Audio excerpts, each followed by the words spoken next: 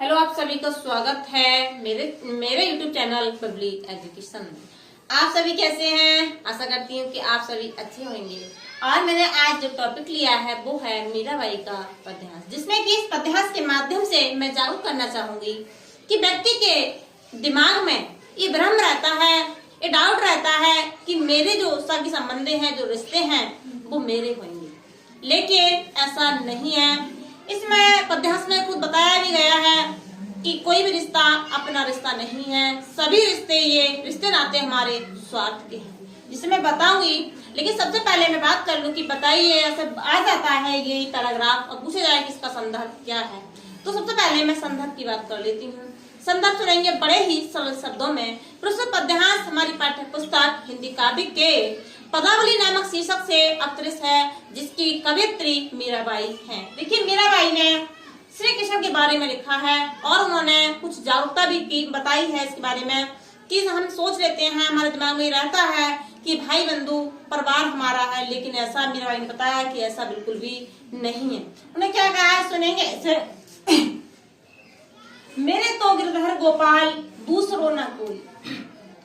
मीराबाई कहती हैं कि मेरे तो गिरधर गोपाल, श्री कृष्ण के लिए कहा है कि मेरे तो श्री कृष्ण जी हैं और दूसरा मेरा कोई नहीं। क्या है, जाके सिर मोर मुकुट मेरो पति सोई। ने कहा है कि जिनके सिर पर मोरों के पंखों से बना हुआ मुकुट विराजमान है, मेरे पति वही है। कौन कहता है इस बात के लिए? मीराबाई कहती हैं कि जिनके सिर पर मोरों के पंखों से बना हुआ मुकुट विराजमान है, मेरे पति वही। मीराबाई ने श्री कृष्ण के लिए अपना पति, अपना परमेश्वर, अपना प्रभु सब कुछ मीराबाई ने श्री कृष्ण को ही मान लिया था। ऐसा सुनने भी आता है और पढ़ा भी है, देखा भी है कि मीराबाई ने 7 वर्ष की अवस्था में ही श्री कृष्ण को अपना सब कुछ मान लिया था। देखेंगे आगे, तात मात भ्रत बंधु अपनो न कोई। इसी के बारे में बताना जा रही थी मैं कि आज व्यक्ति ये सोच लेता है कि स्वार्थ के रिश्ते मेरे हैं, कि मीराबाई ने खुद कहा है तात मात भ्रत बंधु अपनो न कोई। ने कहा है मात पिता भाई बंधु सगे संबंधी कोई भी अपना नहीं है। मीराबाई खुद अपने लिए बोल रही है कि मेरे माता पिता भाई बंधु और भी मेरा कोई भी इस संसार में नहीं है, केवल श्री कृष्ण के सिवा। आगे देखिए क्या कहा उन्होंने, साढ़े दही कुल की कहानी कहा करी है कोई। और मीराबाई कहती है कि मैंने तो अपने कुल की सभी मान मर्यादाओं को छोड़ दिया है, देखती हूँ अब कोई मेरा क्या कर सकता है। क्योंकि उन्होंने कहा कि जब मेरे साथ मेरे श्री कृष्ण है, मेरे प्रभु परमात्मा मेरे साथ हैं, तो मेरा कोई भी कुछ बिगाड़ नहीं सकता। देखिए, संतन ढिंग बैठी बैठी लोक लाज खोई। और वो कह रही है कि मैं तो अब श्री कृष्ण की भक्त हो गई हूँ। जो श्री कृष्ण के भक्त हैं, संत लोग हैं, मैं तो उन्हीं के पास बैठती हूँ। मैंने समस्त संसार की अपनी लोक लाजा के लिए भी गमा दिया है, अब मैं इसकी कोई चिंता नहीं। अगर देखिए, असवन जल सींच सींच प्रेम बेल होई, अब तो बेल फैल गई आनंद फल हुई। देखिए, ये भी लाइन, ये संज्ञा एक तरह से श्री कृष्ण के प्रति तो है ही है, लेकिन दूसरा हमें जागरूक भी बहुत कर रहा है। मतलब असवन जल सींच सींच प्रेम बेल हुई। मीराबाई कह रही है कि मैंने आंसुओं से सींच सींच कर प्रेम की बेल के लिए बोया था। अब क्या है, अब तो बेल फैल गई आनंद फल हुई, कि अब वो बेल जो मेरी प्रेम रूपी बेल थी, मैंने आंसुओं से सींच सींच कर उसे बोया था, वह बेल बहुत फैल गई है और अब तो उस पे आनंद के फल आने लगे हैं। तो देखिए, इसका अर्थ ये भी एक निकल सकता है, कह सकते हैं कि व्यक्ति कभी कभी परेशान हो जाता है सोचकर कि मेरी लाइफ में ही प्रॉब्लम क्यों है, समस्याएं क्यों है, संघर्ष क्यों।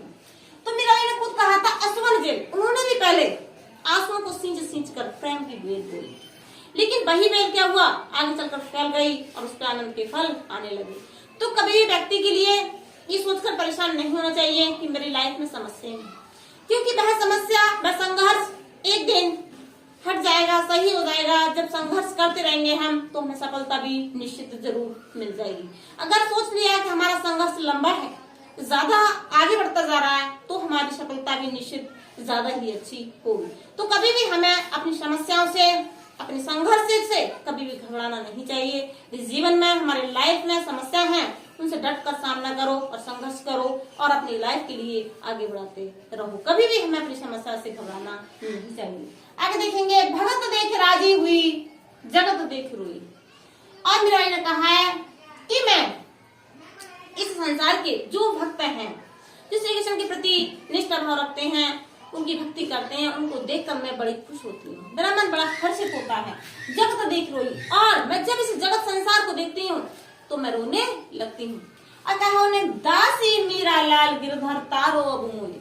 और कह रही है मीराबाई कि हे श्री कृष्ण, मैं तुम्हारी दासी हूँ, मेरी नैया को इस भव सागर से पार लगा दो। ये मीराबाई ने श्री कृष्ण के प्रति अपने भाव को व्यक्त किया। उन्होंने सब कुछ श्री कृष्ण के लिए ही माना था। और इसके साथ साथ मैंने ये भी बता दिया कि व्यक्ति के लिए यदि उसके जीवन में कोई समस्या है तो उसका डटकर सामना करना चाहिए। आज के लिए इतना ही। अब मैं मिलती हूँ आपसे नेक्स्ट वीडियोस में। तब तक के लिए अपना ध्यान रखें। Bye bye.